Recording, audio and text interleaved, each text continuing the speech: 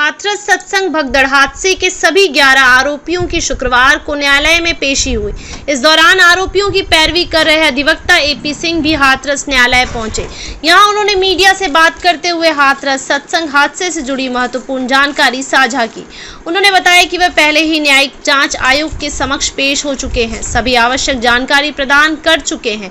AP Singh ने यह भी खुलासा किया कि मुख्य आयोजक देव प्रकाश मधुकर को कार्यक्रम से एक दिन पहले गांव मुगलगढ़ी के 2 स्थानीय लोगों ने धमकी दी थी। धमकी देने वालों ने कहा था कि या तो उन्हें कार्यक्रम का आयोजक बनाया जाए, अन्यथा वे इस कार्यक्रम को विफल कर देंगे। इस संबंध में देव प्रकाश मधुकर ने अधिकारियों को एक शिकायत पत्र भी भेजा था। आपको बताते चले, बीते 2 जुलाई को हाथरस के सिकंदराराव में सत्संग में मची भगदड़ के दौरान 121 लोगों की मौत हो गई थी और 150 से ज्यादा लोग घायल हो गए थे। इस मामले में मुख्य आयोजक देव प्रकाश मधुकर और अन्य 10 लोग वर्तमान में अलीगढ़ जेल में बंद हैं। शासन द्वारा गठित 3 सदस्यीय न्यायिक जांच आयोग इस घटनाक्रम की जांच कर रहा है। शुक्रवार को इस मामले की हाथरस न्यायालय में सुनवाई हुई। सुनवाई के दौरान सभी आरोपियों की पेशी और सुनवाई के बाद न्यायालय ने सुनवाई की अगली तारीख 18 सितंबर निर्धारित की है। एपी सिंह ने कहा कि 10 सितंबर को न्यायिक जांच आयोग के समक्ष सभी 11 आरोपियों की पेशी होगी। चूंकि सभी आरोपी जुडिशियल कस्टडी में है, प्रशासन को यह सुनिश्चित करना होगा कि उनकी पेशी सुचारू रूप से हो सके। एपी सिंह ने इस पूरे घटनाक्रम को एक साजिश बताते हुए कहा कि कार्यक्रम में साकार हरि के पैर तक नहीं छुए गए, तो चरण रज की बात कहां से आ गई। आज सत्संग हादसे को लेकर लोग गिरफ्तार हैं, उनकी आज पेशी है, क्या कुछ उम्मीद लगाई जा रही है? देखिए, 2 जुलाई को मुगलगढ़ी फुलरई में जो दुखद घटना हुई, नारायण साकार हरि जी के मानव मंगल मिलन सद्भावना समागम में, वो एक गहरी साजिश थी, षड्यंत्र थी। कुछ 15-16 लोगों ने जहरीला स्प्रे करके महिलाओं की तरफ सॉफ्ट टारगेट करते हुए उनकी तरफ से भगदड़ मचाई, बेहोश हुए, गिरे, मौत हुई, बच्चे महिलाएं आहत हुई और वो मरने वाले भी जो आज यहाँ 11 अंडर ट्रायल यूटीपी पेश किए जा रहे हैं, जिनमें देव प्रकाश मधुकर और ये सब लोग हैं, वो भी सब आयोजन में थे। उनके ही लोग मारे गए, उन पे ही मुकदमा लगाया गया, उन्हें ही जेल भेजा गया। जबकि इसमें जो असली दोषी थे, जिन्होंने जहरीला स्प्रे किया और जिन्होंने मौत के घाट उतारा, ऐसे लोगों को उनके खिलाफ कठोर कानूनी कार्रवाई अभी नहीं हो रही है। और इसके लिए भी हमने देव प्रकाश मधुकर की तरफ से पुलिस अधीक्षक महोदय हाथरस और ऑनरेबल डीजीपी साहब उत्तर प्रदेश सरकार लखनऊ को तथा माननीय मुख्यमंत्री जी को तथा एसएचओ साहब और एसीपी और सीओ साहब को, सभी को विस्तार से ये देव प्रकाश मधुकर के द्वारा दी है रिटन शिकायत। इस पर एक्शन होना चाहिए। और आज जो 11 यूटीपी हैं, उनकी यहाँ पेशी है, फिजिकल अपीयरेंस है और यहाँ मेरा आगमन हुआ। शिकायत जो हमने लगाई है, पुलिस अधीक्षक महोदय हाथरस, ऑनरेबल डीजीपी साहब लखनऊ उत्तर प्रदेश सरकार, माननीय मुख्यमंत्री, डीएसपी साहब और एसएचओ साहब को भेजी है, जिसमें हमने मांग की है कि जो तथा कथित लोग थे जिन्होंने ऐसा षड्यंत्र रचा, वो नारायण साकार हरि जी को बदनाम करने के लिए, मानव मंगल मिलन सद्भावना समागम ना हो पाए इसके लिए, उत्तर प्रदेश की सरकार को अस्थिर करने के लिए और साथ में सनातन धर्म को बदनाम करने के लिए ऐसी साजिश रची गई। इनके खिलाफ सख्त से सख्त कार्रवाई होना चाहिए। यदि कार्रवाई पुलिस कर लेगी अपने आप और जांच कर लेगी, बयान हम लगाए हैं, हमने 1000 से अधिक लोगों के एफिडेविट भी लगाए हैं, इसलिए इसमें कार्रवाई होनी चाहिए। लगातार जैसे आप कहते आ रहे हैं कि भगदड़ के दौरान इसकी छुट्टी गई और उसी से इस घटना को अंजाम दिया गया, लेकिन जांच एजेंसियां जिन्होंने भी इसमें जांच की है, उसमें कहीं भी इस चीज का कहीं जिक्र नहीं है। वो पहले की जांच है, अभी चार्जशीट आनी, अभी चार्जशीट नहीं आई है, इन्वेस्टिगेशन हो रही है। ऑनरेबल न्यायिक आयोग लखनऊ में जो 30 सदस्यीय न्यायिक आयोग है, उन्होंने भी 500 लोगों को सम्मन किया है।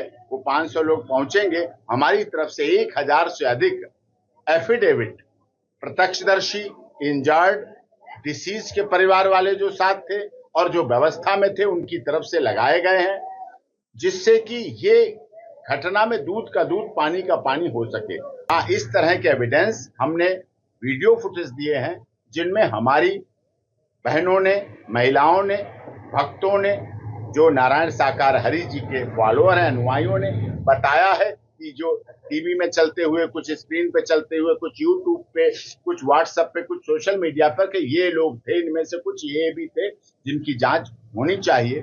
और कुछ नाम भी हमने लिख के दिए हैं जो मुगलगढ़ी के लोग हैं, जिन्होंने देव प्रकाश मधुकर से इस आयोजन से ठीक एक दिन पहले धमकी देकर कहा था, डरा के कहा था पूरी तरह से कि ये यहाँ आयोजन होगा तो परिणाम बुरे होंगे। फिर कहा अगर आयोजन करना चाहते हो तो इस कमेटी, आयोजन समिति का अध्यक्ष हमें बनाओ।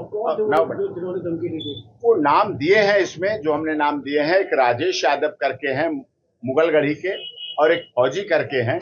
इन लोगों ने देव प्रकाश मधुकर को एक दिन पहले रात को, आयोजन से पहले धमकी दी थी। हाँ, उनके खिलाफ हमने कंप्लेंट दी है, एसपी साहब को ऑनलाइन भेजी है, हार्ड कॉपी भेजी है और उनको दिलवाई है। इस घटना पर 2 महीने का समय बीत चुका है। आप जैसे कह रहे हैं कि ये षड्यंत्र है, साजिश है और विपक्ष भी अच्छी खासी राजनीति करता है, इसको लेकर क्या कहेंगे? देखिए, विपक्ष का आदरणीय अखिलेश यादव जी ने, पता चला 1-1 लाख रुपए उन्होंने भी पार्टी की तरफ से दिया है, हम उनका भी धन्यवाद करते हैं। माननीय मुख्यमंत्री जी का भी धन्यवाद करते हैं, केंद्र सरकार में माननीय मोदी जी का भी धन्यवाद करते हैं।